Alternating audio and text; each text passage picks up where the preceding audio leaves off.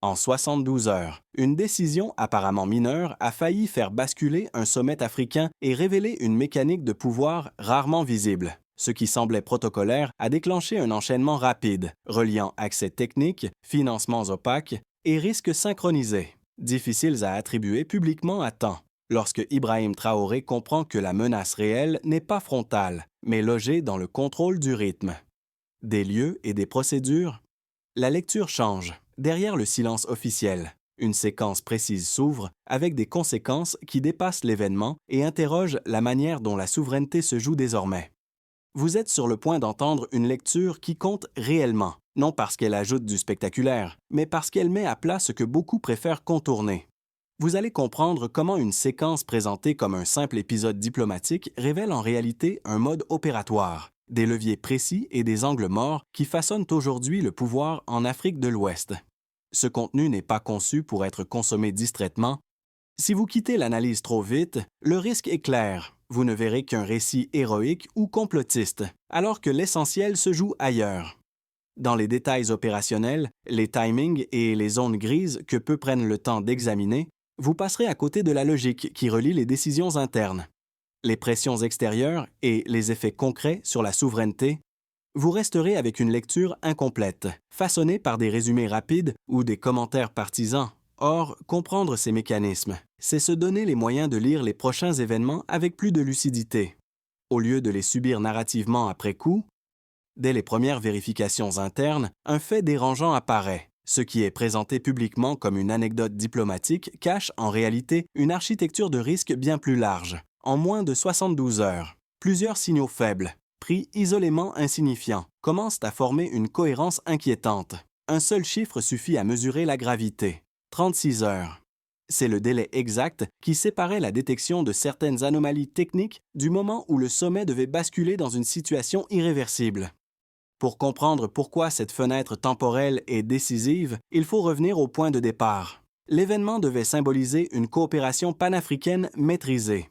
Sans ingérence extérieure directe, les invitations, la logistique et la communication étaient pensées pour projeter stabilité et contrôle. Mais très tôt, des ajustements apparemment techniques viennent modifier l'équilibre. Changement de lieu, accès exceptionnel, prestataires récemment intégrés au dispositif, pris séparément. Ces choix ne déclenchent aucune alerte majeure. Ensemble, ils dessinent un déplacement du centre de contrôle. C'est là que la dynamique devient dangereuse. Une décision administrative ouvre un accès. Cet accès permet une présence non visible. Cette présence crée un levier. Et ce levier peut être activé au moment le plus politiquement rentable. La gravité ne réside pas dans l'acte isolé. Mais dans la chaîne causale complète, Ibrahim Traoré se retrouve alors face à un dilemme classique du pouvoir sous contrainte, agir trop tôt, sans preuve consolidée, ou attendre, au risque de laisser l'initiative à d'autres. Les premiers impacts ne sont pas institutionnels, mais humains. Les équipes de sécurité doutent, les responsables intermédiaires hésitent, et la confiance interne commence à se fissurer. Dans ce type de configuration, l'instabilité ne vient pas d'une attaque frontale, mais d'un brouillage progressif des responsabilités et des temporalités. Chacun pense encore avoir du temps, alors que le compte à rebours est déjà enclenché. Ce contexte explique pourquoi la suite ne peut plus être lue comme une simple réaction sécuritaire. Il s'agit d'une tentative de reprise de contrôle sur le temps lui-même. Avant que le récit ne soit imposé de l'extérieur, à partir de ce moment, chaque minute devient une décision politique à part entière.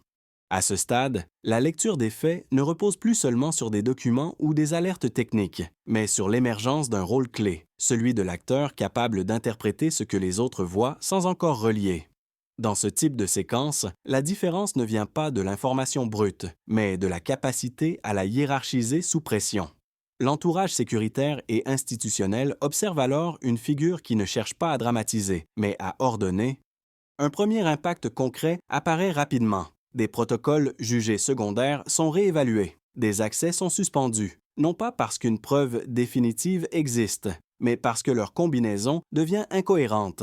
Cette décision prudente, presque invisible à l'extérieur, crée une tension interne. Certains y voient un excès de méfiance, d'autres une réaction tardive. Pourtant, ce décalage de perception devient un indicateur précieux. Un second signal confirme que l'événement n'est pas isolé. Dans un autre segment de l'organisation, une anomalie similaire est détectée. Sans lien apparent avec la première, là encore, prise seule, elle pourrait être ignorée. Mais mise en parallèle, elle suggère une répétition de schéma plutôt qu'un accident. Ce n'est plus une question de lieu ou de personne, mais de méthode. Progressivement, l'impact se diffuse, les échanges se raccourcissent, les validations deviennent plus lentes, la chaîne de décision se resserre. Ce mouvement n'est pas spectaculaire, mais il modifie déjà l'issue possible de la séquence. Le sommet n'est plus seulement un rendez-vous politique, il devient un test de résistance organisationnelle.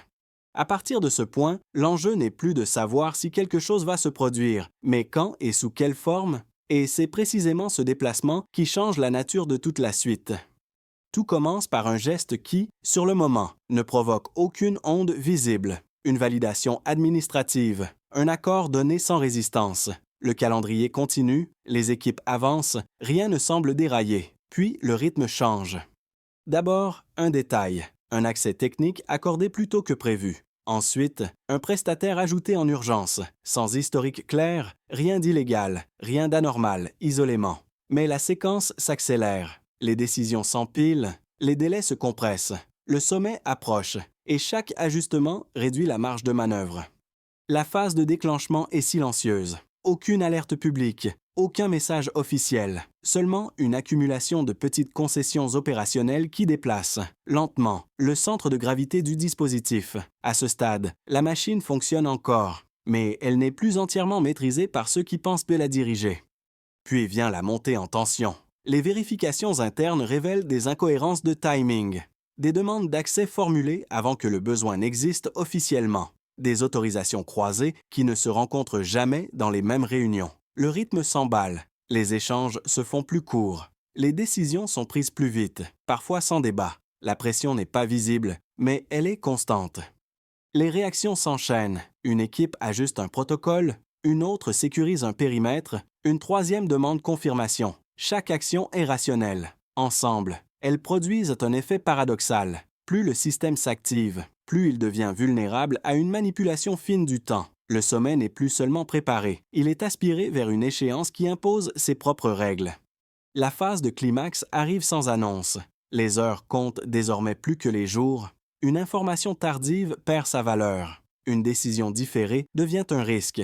Les acteurs comprennent que l'enjeu n'est plus d'éviter un incident isolé, mais de prévenir une bascule narrative ou un événement, même maîtrisé, pourrait être interprété contre eux. À ce moment précis, Ibrahim Traoré se retrouve face à une contrainte absolue, agir dans un espace où chaque mouvement est observé, anticipé et potentiellement retourné.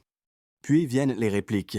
Rien n'explose, rien ne s'effondre publiquement, mais les traces demeurent. Des procédures sont gelées, des responsabilités redéfinies, des relations internes durablement modifiées. Ce qui devait être un sommet devient un précédent. Une démonstration que la menace moderne ne passe pas toujours par la force, mais par la gestion invisible des enchaînements. Après coup, la chronologie paraît évidente.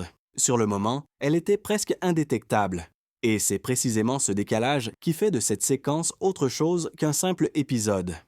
Elle marque l'entrée dans une ère où le temps, plus que le territoire, devient le champ de bataille principal. À ce stade, il devient nécessaire de quitter le registre narratif pour entrer dans celui des éléments mesurables, non pour impressionner par des chiffres, mais pour comprendre ce que la séquence révèle objectivement lorsqu'on la replace dans un cadre quantifiable. C'est ici que la perception bascule. Ce qui paraissait exceptionnel commence à ressembler à un schéma reproductible. Le premier indicateur concerne l'ampleur organisationnelle. Le sommet mobilisait des délégations issues de plus de 7 États africains, appuyées par des équipes ministérielles élargies et une couverture médiatique internationale répartie sur plusieurs fuseaux horaires. Cela signifie des dizaines de chaînes décisionnelles parallèles, chacune dépendante d'autorisations, d'accès et de calendriers synchronisés.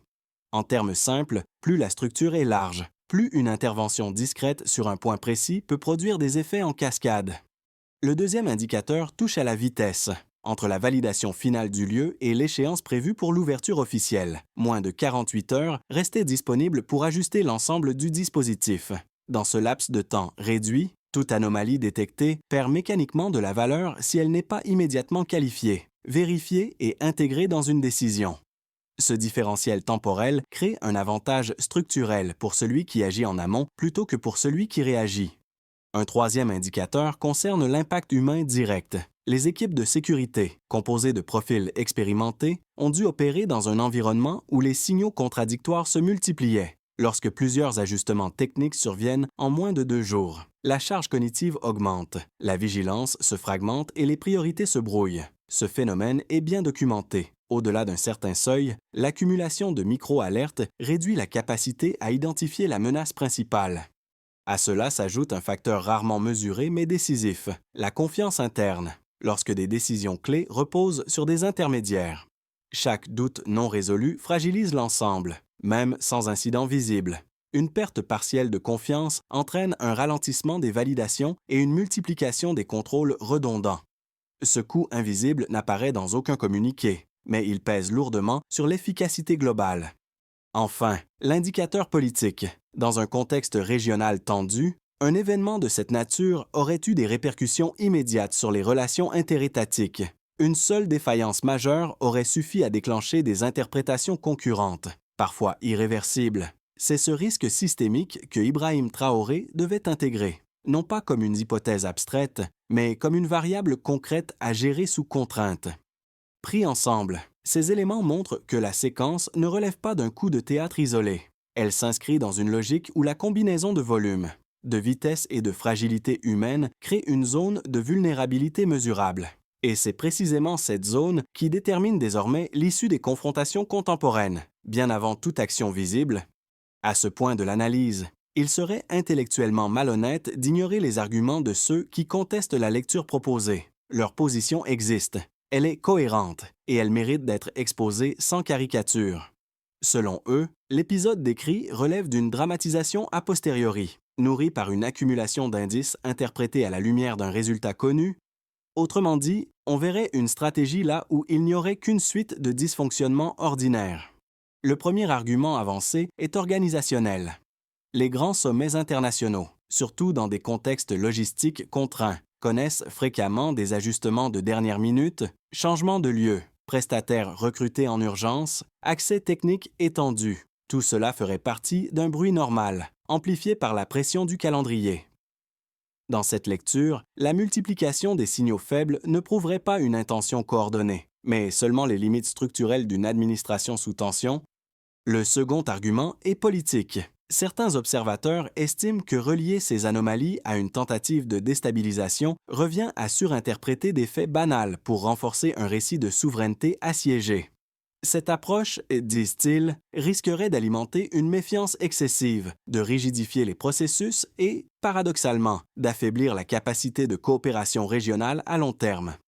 Ces objections méritent d'être prises au sérieux. Pourtant, elles laissent de côté un élément central, la cohérence temporelle. Ce qui distingue une accumulation accidentelle d'un schéma intentionnel n'est pas la nature des événements pris séparément, mais leur synchronisation. Dans